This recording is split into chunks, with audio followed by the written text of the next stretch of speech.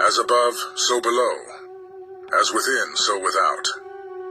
This ancient Hermetic truth, expressed in the words of the Emerald Tablet, invites us to look beyond appearances, to perceive that the microcosm and the macrocosm are not separate entities, but two faces of the same universal reality. The same intelligence that forms the stars, forms the atoms within our bodies. Today, we will explore the depth of this universal law and how it connects with the latest advances in science and with the millennial wisdom of mystics and philosophers throughout history. We will understand how this principle can be applied in our lives to become more complete and conscious beings. This law, known as the principle of correspondence, holds that reality in all its dimensions is structured fractally. This Hermetic principle suggests that everything in the universe is connected and that every fragment of the whole reflects the whole. For example, the cells of our body carry the same genetic code that constitutes the entire organism, and each cell, in a way, is a microcosm of the body. Likewise, the movement of galaxies resembles the movement of atoms and electrons in their nuclei, showing that the universal laws are the same, whether on astronomical or subatomic scales. The law of correspondence teaches us to see the universe as a great mirror. If you want to understand reality, first observe yourself. Just as the macrocosm affects the microcosm, our internal state influences the world around us. And here we find a powerful key. By transforming what is within, we also transform what is outside. From a spiritual perspective, as above, so below, leads us to a deep understanding of the unity of everything. Jesus Christ, in his wisdom, said, "The kingdom of God is within you." Luke 17:21. Just as the cosmos contains within itself the potential for everything, the human being, in its inner microcosm, contains the seed of the divine. The human mind is, at the same time, an observer and a creation of the universe. Just as the cosmic whole expresses itself in every atom, the human being is a reflection of the totality of the cosmos. As Hermetic philosophy states, each person is a microcosm, a small universe that, as it expands, reaches and harmonizes with the greater universe.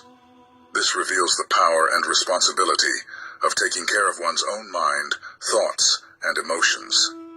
By doing so, we also take care of what is outside of us.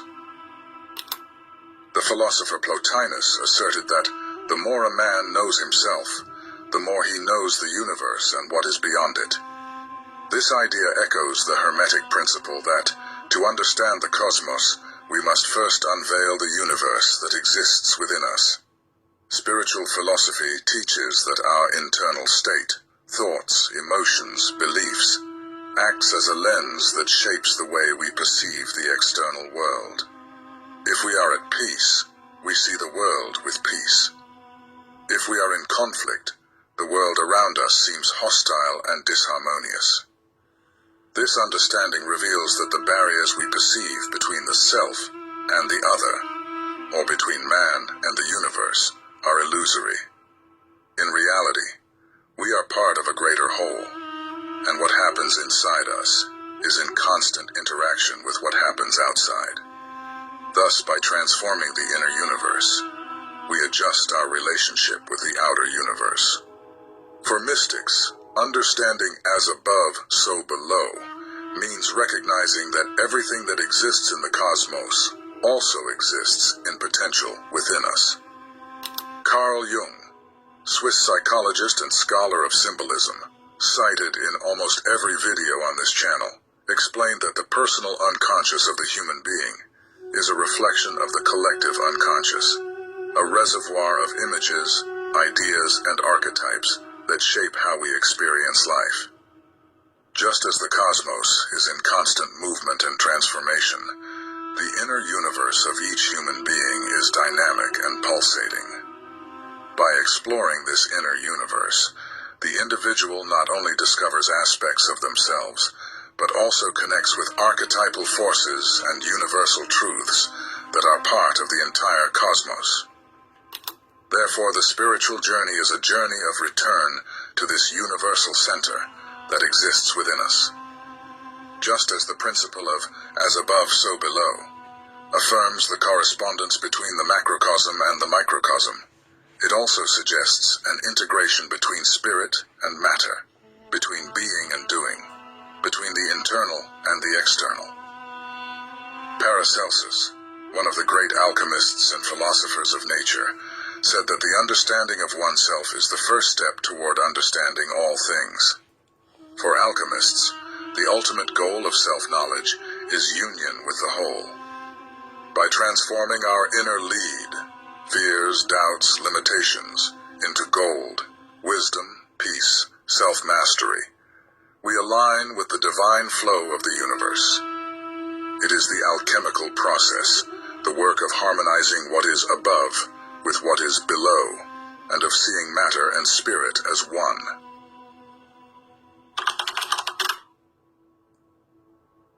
The principle of correspondence invites us to see the universe as a series of layers and realities that mirror each other. It suggests that there is an intimate relationship between different planes of existence, and that what occurs on one level of reality has reflections, parallels, or resonances in others.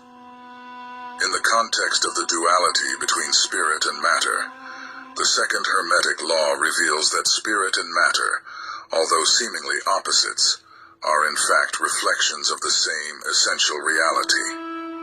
The material world we experience is a reflection of forces, ideas, and laws that operate on the spiritual plane, such that matter is like a shadow or expression of the subtle laws and energies of the spirit. According to the principle of correspondence, spirit is the original or causal plane, where all ideas and energies originate. Matter, then, is the reflection of this origin, shaped according to the invisible laws and patterns of the spirit. Think of the spirit as the source, and matter as the image projected by this source. Matter only exists as a function of the presence and movement of this underlying spiritual energy.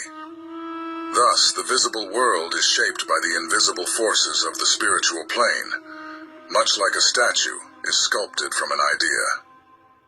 Likewise, any transformation or change we wish to see in matter begins, first and foremost, on the spiritual plane, whether through intention, vision, or the mind. An example to understand this relationship lies in nature itself. Consider DNA, an invisible structure to the naked eye, but one that contains all the information necessary to create a complex physical organism.